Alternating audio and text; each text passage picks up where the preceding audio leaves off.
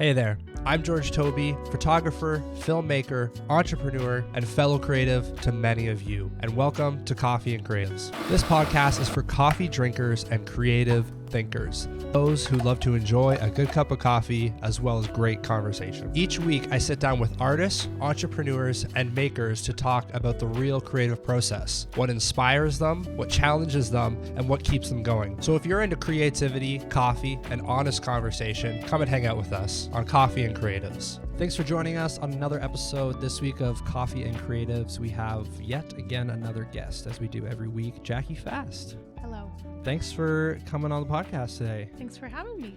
We're going to jump into a little bit of a different topic than I would say what we have been talking about recently. And before we jump into it, I've obviously already introduced you, but why don't you let everybody know who you are, what you do, and your favorite thing about winter. Oh, okay. If there even is one right now. I'm Jackie. I am a music therapist. I work in long-term care. I specialize in memory care, so working with individuals with Alzheimer's, dementia. And I'm also a violin teacher, which is a big passion of mine. Winter, being inside with like a cozy drink and a good book. Like, I'm not a winter gal. Nothing about the outside right now. I miss my garden. So that's fair. Yeah. Well, hopefully the snow will be gone soon. I know. I hope so. So let's just dive right in with just getting you to describe and chat a little bit more about what music therapy actually is. So with music therapy, it's not... It's interesting because I feel like I have two different hats that I wear. I have my teacher hat and I have my music therapist hat. Yeah. Where the teacher hat is like, I'm trying to have my students play their instrument better. Whereas with music therapy, music is the tool, but the goals are not musical, they're therapeutic. So the goal is like my elevator pitch. It's like music therapy is using music to achieve non-musical therapeutic goals. So it's not a never thing, but in my scope of practice, I'm not trying to make my clients better musicians. I'm trying to improve their quality of life. So right. Okay. Yeah. Okay. So there would there be two sides to it then? There would be one where you could use therapy to obviously make your quality of life better, but could there be a side of music therapy that is more directed to their musical abilities? Yeah, there's adapted music lessons for sure. And I also think that my music therapy hat plays into my teaching. And I've noticed my teaching shifting as I've gotten more into the music therapy field, just with like the way I interact with my students and stuff. So it's cool. But yeah, and I do teach. I use that word lightly. Some of my clients ukulele. Yeah. It's just a very straightforward instrument to learn, and it just gives them a sense of purpose and something to work towards. I mean, it depends on their fine and gross motor skills, but yeah. So. As I was kind of preparing for this episode, I was thinking a lot back to like growing up and how for me, I don't think I really realized it then, but now looking back, how important music was for a lot of different elements in my life. Why do you think like music has such a strong effect on our emotions and even like our mental health? Yeah, I mean, music is one of the only mediums that affects your like it lights up your whole brain. And like it physically transforms your brain. Like if you play something that, for example, has like a slower tempo, it activates the parasympathetic nervous system. So then like your heart rate slows down. Right. Like, so very physiological. That makes a lot of sense. Yeah. Very physiological things happen. And I mean, it's interesting. I feel like I might just be like diving into another thing here, but like with my specific line of work, working with people with dementia, there's this longing for familiarity and for predictability, because everything is so unsettling. Like just their day can just feel blurry is like the word I like to describe it. And so having that, something that really grounds them, does wonders for their mental health. Yeah. And what's the biggest impact in like how you've seen music be a positive in terms of like dementia, let's say specifically? I mean, I see it like it's really cool. I see it every day. Like people who are nonverbal and aren't able to form sentences but remember lyrics to all the songs. Wow. So when I bring music to folks with dementia, so there's this thing called this reminiscence bump from when you're age 15 to 25. It's when basically the memories that you have, during that time period are I like to say hardwired for life. So it transcends kind of mental impairments. So I find music that you know, if like I find out when my client was born and then add 15 to 25 years in music they would have, and then the genre of music they would like. Wow. And then it can evoke that. The goal is to evoke that nostalgia, and we'll do different kinds of interventions to get to that. But yeah, that's fascinating. I never would have thought that, but I guess that would make sense. I guess that's the period of time that you retain the most. I know. Think about the music that you listened to when you were 15 to 25. I mean, that makes a lot of sense, because if I couldn't think of a song right now, because of course when you want to think of something, no, but for me it's gonna be like, I'm gonna be, if God forbid I did get dementia one day, like it's gonna be Mariana's Trench on repeat. Like I feel I'm like, who's my music therapist? Like, let's go. I feel like if I was to, like, if I listen to a specific song, I'd probably be like, oh, I remember that from that age. Like there's some songs that just like come on the radio, you just know every word, and you're like, how did that even happen? I know. And then when I think about it now, I'm like, yeah, those songs would all be in that age gap. I know. Which is so fascinating. Yeah. What goes through your mind when you're crafting a session for somebody? Like what is kind of like the steps in the process to preparing for like a music therapy session? With my clients who have quite advanced dementia, often it's group sessions, just because it just helps with that sense of connection. With my groups, I'll do like 2 primary interventions that I do are therapeutic singing, which is really good for regulating your breath and organizing your thoughts, because you're thinking about the words to the song, and it helps with that sense of community of singing together. A lot of my clients have grown up singing in choirs, and so it's something familiar. And then clinical improvisation, which is it's like therapeutic jamming is like what I like to call it. But it's I pass out percussive instruments, and so it helps people have that sense of grounding. It helps really with the fine and gross motor skills, and maintaining that. I was gonna say, right now we only have percussive instruments. Maybe I'll bring in some other stuff sometime, but yeah, and would there be a lot of like spontaneous moments when it comes to therapy sessions, in terms of just like random moments of either somebody doing something kind of off, I guess not off book, but like off of what is planned? Oh yeah.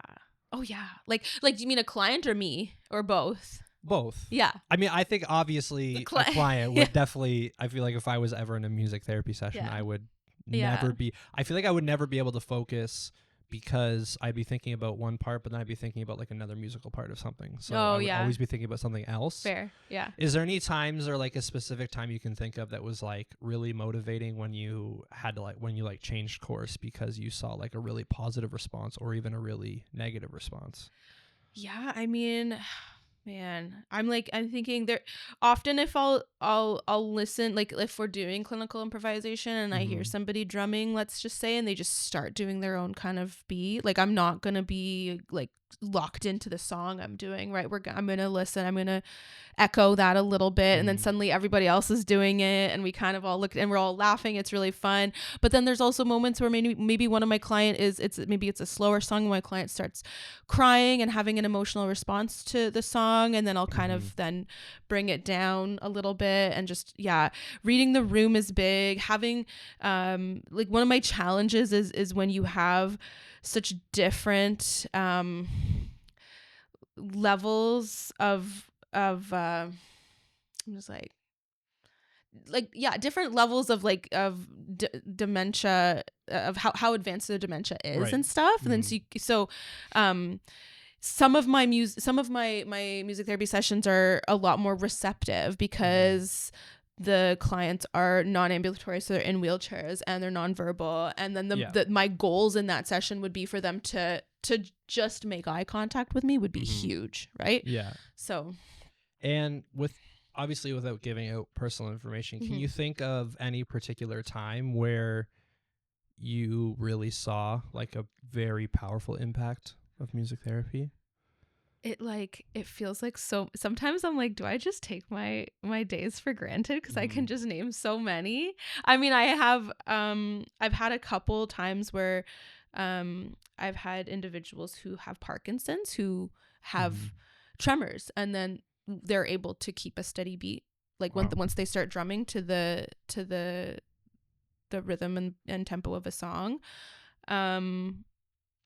I've just I don't know, I've had such special another thing I'll do with clients who like because folks who are in long-term care homes, it's not just, I don't just work with folks with dementia. Sometimes it's physical impairments that has them in a long-term care home, but then their cognition is completely like fine. So I'll do a lot of songwriting. So we do, and I one of my clients and I wrote a really cool song, just like, I don't know, poems that this client had written when they were in the hospital, and then just being able to like transform that into and music to. What kind of got you into all this? Like where did the initial passion come for, let's say, just for like music to start, like just the initial passion for music? I mean, I've been playing.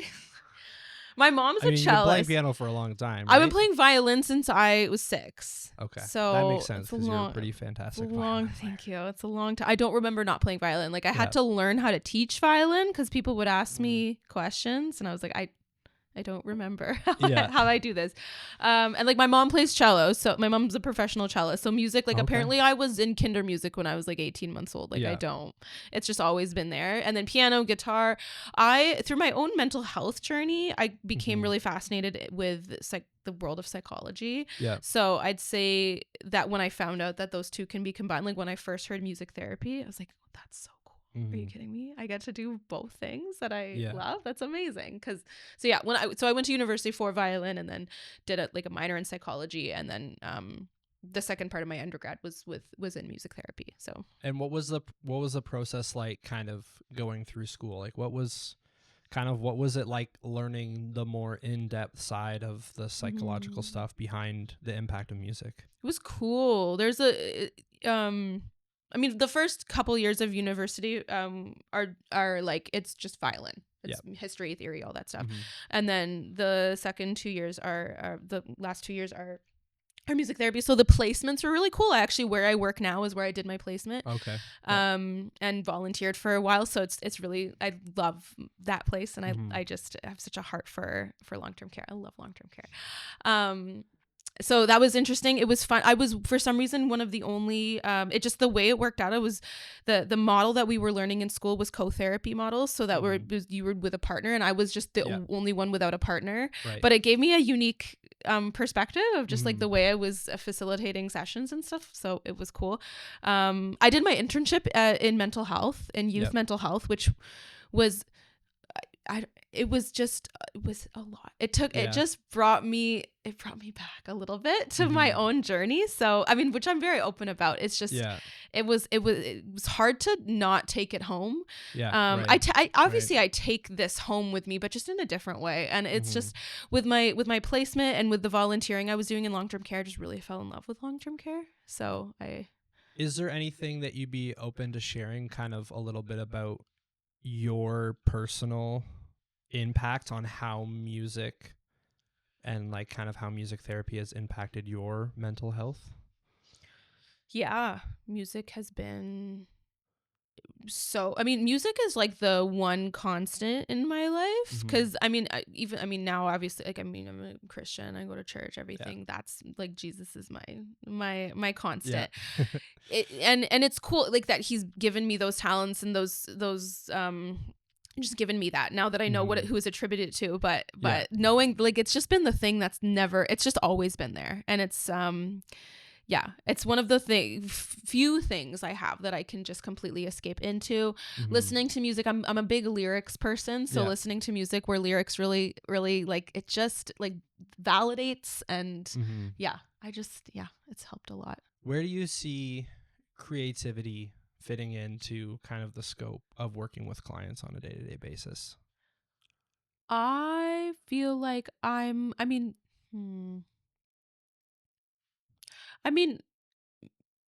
it's cool using music as music is the creative tool to help people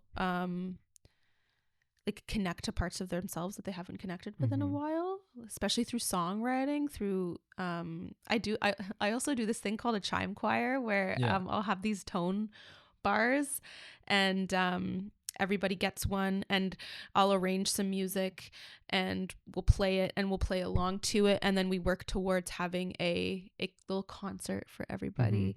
And we'll come up with a name for our little group, and we'll pick songs that we like, and by we, I mean obviously my clients, but there's so many, it's just been so fun, like, even just things like preparing for a little concert, and perhaps writing a song that then we're playing to. It's cool having that creative, like, it's like a backdrop to that space of improving your quality of life. The ability to be able to kind of be creative and not really have to stick to anything specific, but really can kind of do whatever you want. From a more psychological perspective, can you dive a little more into, like, what kind of happens, like, within our brains when we actually listen to music, and, like, how it actually affects us? I mean, I might consult my notes for this one, because I did write some stuff down. It's like I don't expect anybody to ever come on here and just know everything. The synapses. I'm like, I just need to, like, I wrote it down. So it's one of the music is, it's one of the few stimuli that lights up every part of our brain, all at the same time. That I find incredibly fascinating. I remember a little while ago I was watching something online where people were, like, doing, I think it was an MRI or something, where they could see the parts of the brain, and they could actually see them all, like, light up. Not literally light up. Or does it literally? It literally lights up. Okay, that's news to me. Yeah. That's even cooler. Like in an MRI? Is that what you would see in, like, an MRI? You would literally see the parts of I just think it's so fascinating that music, is music the only thing? As far as I know that playing piano is the instrument that really, like, it really lights it up, because you're thinking 100%. This way with your hands, and then you're activating your feet, and then you're reading music, like, there's so many senses going on at the same time. And, like, one other thing is that it triggers neurochemical changes. So if you think of serotonin, oxytocin, those are things that light up. Like, I was talking about the parasympathetic nervous system and how it slows down your heart rate, for example. So I think it's so cool. There's an entire I'm this is way out of my scope of practice at the moment. Who knows? But there is a whole neurological music therapy field. Like, it would be extra training that I could do. And we did a little bit of that in school, and it was fascinating. And it was getting people to, literally people who have suffered from strokes, being able to talk again, and rehabilitating through music. And there is, I can even think of a couple people I know, where colleagues of mine, like a couple clients that I have, and colleagues of mine have helped them find their voice and talk again. So, and you can do that through music, through singing. Because again, there are people who are unable to speak but they can sing still. So you'd mentioned a portion doing time with youth, like working with youth in it. What was kind of that season like working? Because obviously it's a big difference working music therapy with youth as opposed to with older clients. I loved it because I loved, first of all, I loved my internship partner, and I loved my supervisor. It was great. Like, it was such a great time. I've been very blessed with excellent supervisors, I'll just say. I cannot say the same. No. That's why I had to work for myself. Okay. No,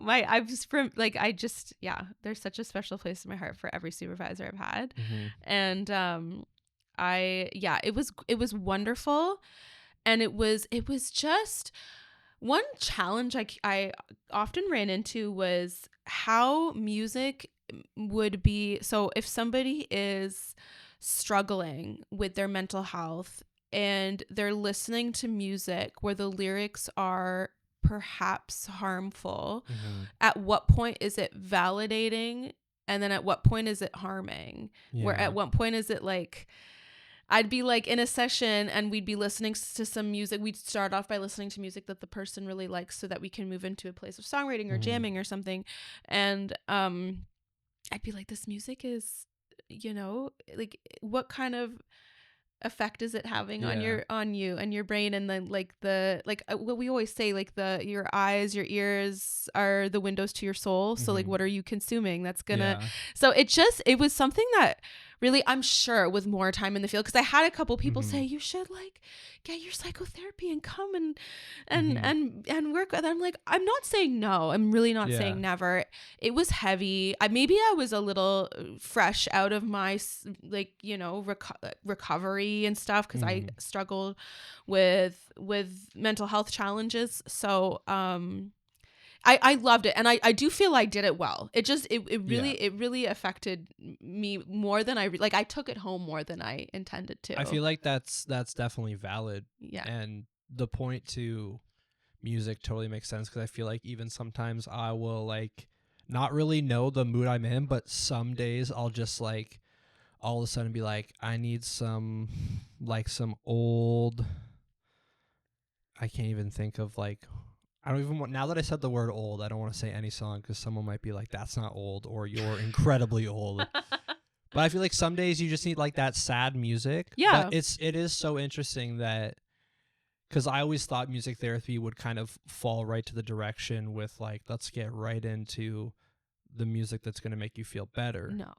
But I love how you kind of have to start with that kind of line of like, where's the line of like, what is making you feel valid, and then what's actually making you feel worse. Right. You're always meeting people where they're at. Yeah. And what was maybe a time that you kind of like saw like a big breakthrough with somebody, that you kind of like explain that to them, that you kind of like maybe like a youth or someone regarding I will be fully honest, I feel like I wasn't like, because my internship, I mean, it's 8 months, but in the grand scheme of things, like, I've been doing music therapy at the long-term care home I'm at for 7.5 years. So it's just like, I feel like it wasn't enough time to really to see that, because I don't think I got there, really. I just didn't get enough time there. I'm sure with time that we could have moved there, but like, and then also like keeping in mind that the clients I was seeing weren't necessarily even there for that long. Sometimes it would be only a couple sessions and stuff. Yeah. So or they wouldn't come, or like, it's a little bit more of this unpredictable space. Whereas long-term care, I mean, obviously it's long-term care, people pass away, but in general there's a little bit more of that, like you know these people are here for the long term. So there's a lot of that. There's a little bit more of a just a revolving door, like people coming in and out a lot with that makes sense. I feel like youth kind of like not shelters, but facilities that kind of help with youth in those areas. Definitely. I feel like it's hard to keep youth kind of stable. I did when I was a youth pastor couple years back, I do remember like a significant impact, especially in the church and with faith-based music. How much of an impact just like music makes. On kids' lives. And like even I can think back to like when I was younger and the certain things, and even now I think I've been noticing it recently a lot with music, is this type of music that I put on very quickly now. I don't think it used to, but really quickly affects my mood. Like, very much so. Like today was like a very like, it was not an upsetting day, but it was a day where I was just like, I wish I could be more productive. And then now that I'm thinking about it, I was listening to like very like in the key of minors and like lo-fi chill. I feel like I don't know what it was. Everything was like in like a minor key, which I knew. And then but it was all like lo-fi chill kind of like moody feel music, and I'm like, that's probably played. I probably need something a little more like upbeat and a little more exciting. Yeah, but it's, I don't know. It's also sometimes it's nice to just be in your feels. And I will say, like, the question, like talking about the clients I saw during my internship, like the youth who would listen to music, like I did see people having powerful experiences with like the songs they were listening to. I'm more thinking like people who were there were a few who were very set on like listening to a certain type of music, and I was like, it was really hard to veer away from that and be like, that music is actually damaging, because the content, the like the lyrical content, I hate to be like, oh, like music these days, like the content is I'm on it with you, but I feel like so much music these days is so much negativity. It's so vulgar. It's the vulgar. Yeah, that's what it was. It's it was so like, vulgar, and it's just like, and then we kind of wonder why in our society we have a lot of youth. I know. And even not even youth, but just like older people as well, who are just struggling so much with depression and different mental health stuff. I know. And I'm like, well, look at what like society is like pushing as good music. I know. Right. And I'm so big on lyrics. Yes. Lyrics, they have to be like the most important part. I mean, sometimes if I really love a song, but I hate the lyrics, I'll just listen to the instrumental version. Yeah. Because then I just don't think about the lyrics, and I'm just like, I love the song. I hate the lyrics. So I'm just going to listen to the instrumental and like make up my own lyrics or something. There you go. Rewrite the song. Yeah. How does music therapy address the mental health challenges that people kind of face today? Yeah, I think the main thing with music therapy that is irreplaceable is that therapeutic relationship and the connection. It's not something, I mean, while listening to music is great, people are like, yeah, I listen to music and I feel better. It's and that's true. But if that was the case, then there would be no need for music. Like, the whole point is that you're developing that therapeutic relationship, and you're having somebody like when I want to learn about what, I want to hold up a mirror to my client so that they can, again, like I said, have access to parts of themselves they haven't accessed in years, and ground them and bring them back to where they feel safe and seen, and then just be a familiar face, somebody who knows them, cares about them, sees them, especially in just, there's such a big, I work in a very big building where people just, it's so easy to just get overlooked. So that therapeutic relationship is so important with music therapy. It's not just, it's like a therapist, it's like talking to a therapist or just Googling something, like, and how you're ChatGPTing, like how it's just different. How do you see, especially in today's world with so much technology and the advancement of AI and everything, how do you see technology kind of like shaping the future of music therapy? And like, do you think like technology and AI in this can be a positive thing going forward, or is there like a negative, a little bit of both? Technology, I love that I can arrange music super fast. I love MuseScore. It's like just, if I may, like, it's wonderful, because you just used to write music. I just love how intuitive it is to use. Right. AI kind of scares me. I mean, of course I use it sometimes, but like, just, I mean, my own personal, we don't have to like, just I'll use it, but the thought of using it in music therapy settings, like, it kind of scares me, because it takes out that therapeutic relationship. Yeah, it kind of takes away from like the personal connection with somebody and kind of utilizing music to work together. I know. I'm trying to be really mindful about my use. Like, as if any, like, even, with it's a whole thing with ChatGPT. I don't want to say it too much. Like, I mean, I'm trying to be super, like, I'll use it to, I think you need to be so intentional with how you use it, because you can't just use it to form thoughts and to like to be like a supplication for your own creative thinking. The most is like, if I genuinely don't have information on, like, from, like, my kid's sick, like, let me look. But, like, when it comes to the creative field with AI, I don't know. I feel like it can be damaging. I feel like in some scenarios it can be a little helpful. I feel like sometimes you're in just like such a stuck mind. You're just like, I can't think of anything. I just need something to just like a tiny little bit to like kickstart it. But then you like get it. You're like, oh, that's good. But then I'm like, and trust me, I'm with you, because yes, I hear you. I'm just like, I'm feeling really convicted in those moments personally, because I have done that. It's like, why don't I just ask a friend instead? Right. Like, I remember having like a question. I was like wondering about something like garden related, because I love to garden. And then I was going to just ChatGPT it, and then I was like, why don't I just text my friend who loves gardening too, and then we can talk about it together. Like, it's more of the principle of the thing. Like, why not? I mean, maybe it takes a bit longer to do that, but then if I'm in a creative slump, like, okay, if I'm trying to write a song, why don't I just call somebody who I know is a great songwriter, and we just write songs together? I know it's hard. I'm also like, I'm with you, because it's a tough one, because it almost feels like a lot of society is like going that way, where it's almost like, I've been doing not a lot of reading. That's an overstatement.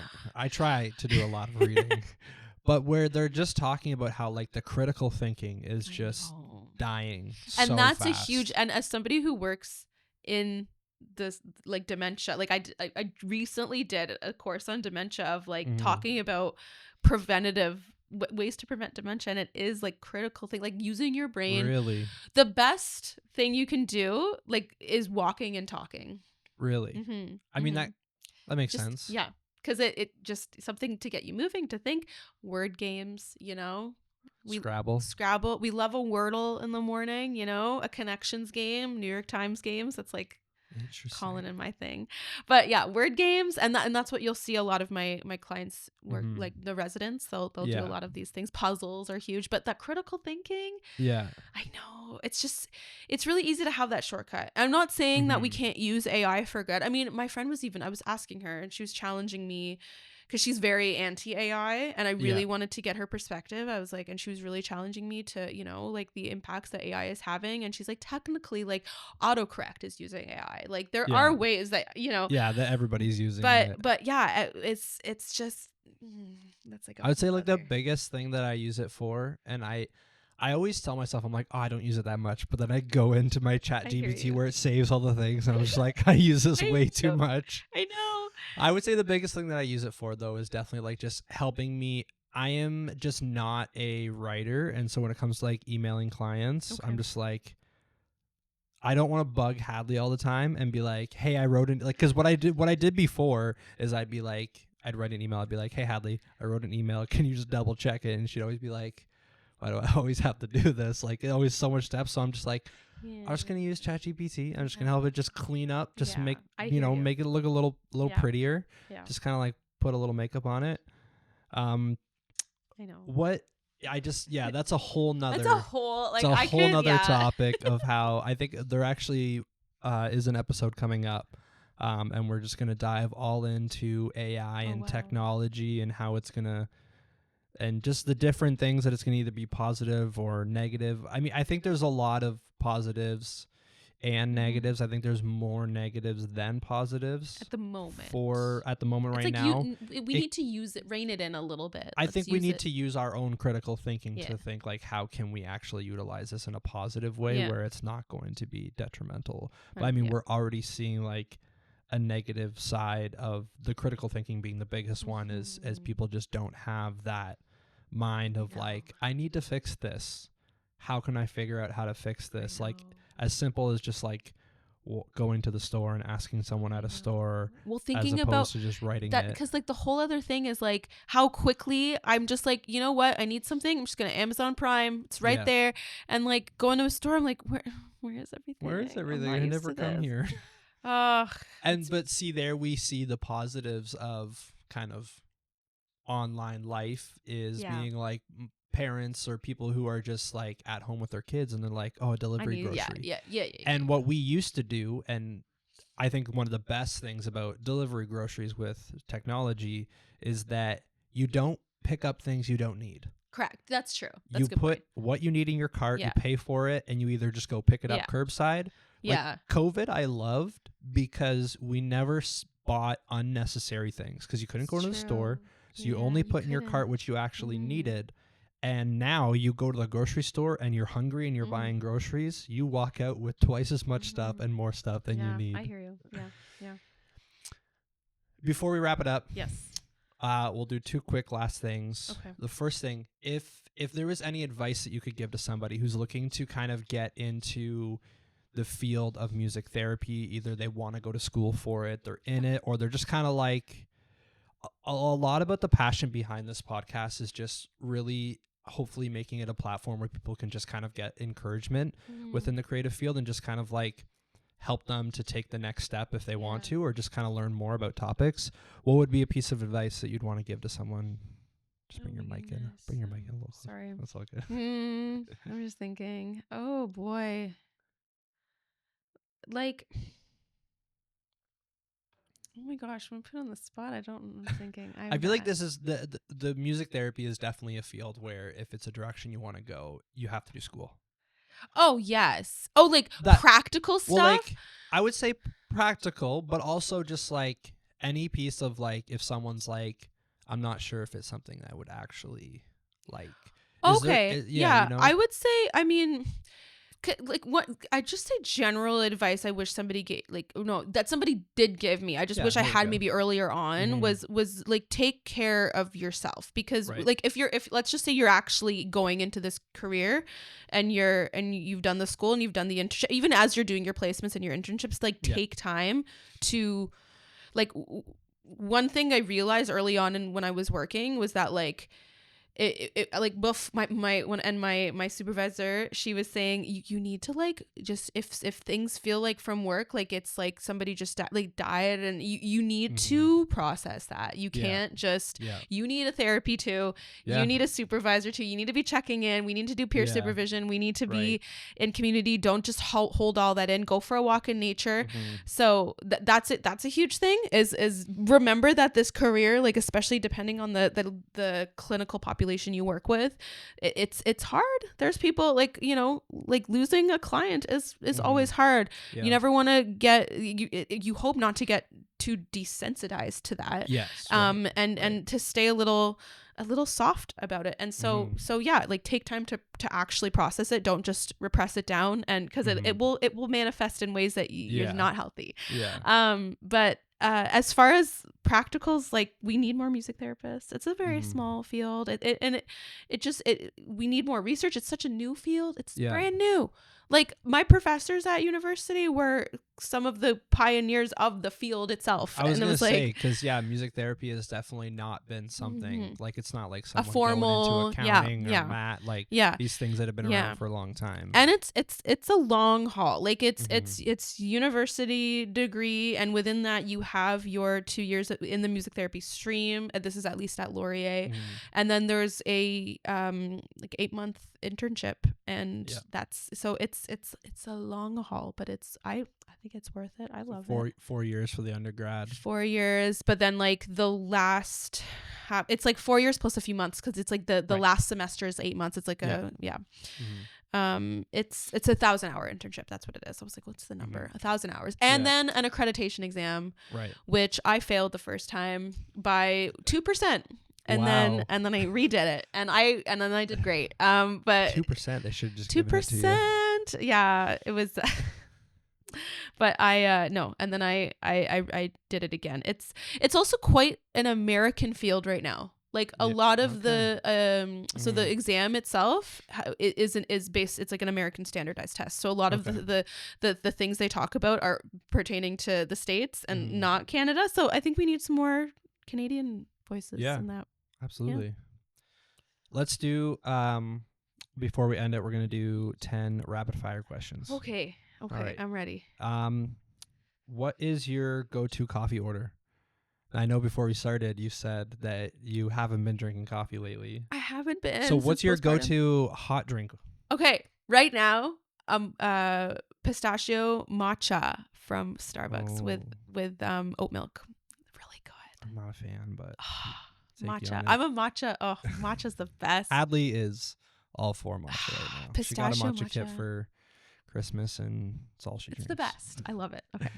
One song you have on repeat right now. So Be It by Elevation. I was literally listening to that on the way here. It's brand new. It's so good. Okay, I don't think I've heard that one yet. So Be It by Elevation. This one I feel like is an easy answer for you, but music or silence while you're working. I feel like actually, wait, like what kind? No, because sometimes let's say like creative. You're prepping stuff. You're kind of like. Okay, but it has to be instrumental. I get way too distracted by lyrics. See, I'm different. I can't listen to any music at all. I love music so much, but I cannot listen to music if I'm working. No matter what I'm doing, I get so distracted by everything. I get distracted. It has to be like a lo-fi situation. Yeah, that's the only thing I can put on where it's like just lo-fi, chill. I know. I can't do lyrics. Yeah. I can't do anything intricate. No. Favorite TV show or movie or both?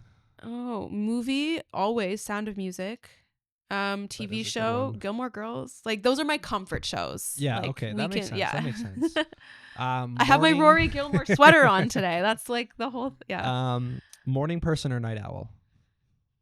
My children have made me into a morning person. Like enjoyable, like you enjoy the morning, not just up because they're up. I think maybe I've learned to enjoy the morning. Yeah. I enjoy because like I just get tired at the end of the day. So like I'm in bed, like I'm asleep by 11 at the very late. 11's a late night for me. So I mean, once upon a time I was an owl, but a morning person. I feel like that's just the thing with like when people become parents. They just, I wonder if you have a kid and it's like, all right, we're morning people now. I know. And say sunrises are really like there's something special about them because like not a lot of people see the sunrise. So it's just, it always makes it harder. Because I'm very much a morning person, but it always makes it harder for me in the winter. Oh, yeah. Like I get up and I want to see the sunrise. But in the summer, I'm up like as soon as like, I like to sleep with the window open. So the sunrise. The birds wake you up. Oh, yeah. Love it. Yeah. Weirdest habit you have, if you can think of one, like a habit, just something you always do that you just, like somebody else, maybe like Colin would say is like, oh my goodness, weird habit. Oh my goodness. I don't know. I need to ask Colin. Should I text him? I wonder if he would respond. What's a weird? I'm actually so curious. What's a weird habit I have? I don't think he'll respond. Can we come back to it? Yeah. We got a couple more. I'll let you send it off. Yeah. Okay. We'll see if he responds. Okay. Sweet or salty snacks? Can I do like salty sweet snacks? Like a chocolate covered pretzel? Like a Chicago mix? Like let's say like we're talking like cozy night, watching a movie, go to sweet. And like chocolate. I love a chocolate. Yeah. I feel like that's just Are we Cinnamon Hearts fans? I'm like, that's the big controversy right now. Cinnamon Hearts, Valentine's Day. It's my favorite. I don't know. I'm a very I don't really like candy. Okay.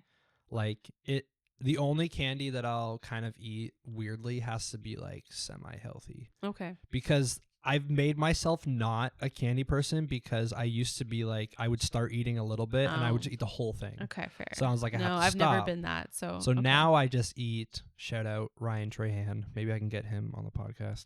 He's a YouTuber. Okay. And he has candy called Joyride. Okay. And it is like, it's not healthy, but it's like the healthiest version of candy. It's that like it can Smart be. Sweets. Kind of.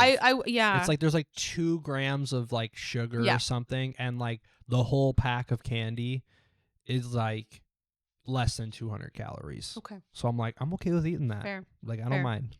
I love a cookie. Yeah. I love a homemade like a cookie. good chocolate chip or oatmeal raisin. Okay. That's like that's where it's at. Yeah. If I had one cookie I'd eat for the rest of my life, it'd be oatmeal raisin. Okay. which most people oatmeal like, chocolate raisin. I do like raisin. a oatmeal dark chocolate cranberry. I make one. It's Ooh. really good. I think the cranberry is just too much. Like if I'm eating a cookie, I don't want anything. It's a cranberry. It's a dry cranberry. It's like a raisin, but a cranberry. But it's like cranberries are healthy. So it's like if I'm eating a cookie, but you're like, oh, raisin. That is healthy. Nah, raisins aren't that healthy. Oh, okay. Well, maybe. I don't know. I don't know. Well, I think the minimal amount of raisins will just get overclouded by the amount of sugar. I remember and salt. It was back in my Tumblr days when there was this thing going around that was like I saw it was like raisins in cookies that look like chocolate chips are the reason that I have trust issues. I don't know. Oh, that's fair. It's like thinking it's a chocolate chip cookie, but it's a raisin. And you're like, oh, this is disappointing. What sparks your creativity? Nature. Yeah, that's a good one. Always. That is definitely a good one. Mm-hmm.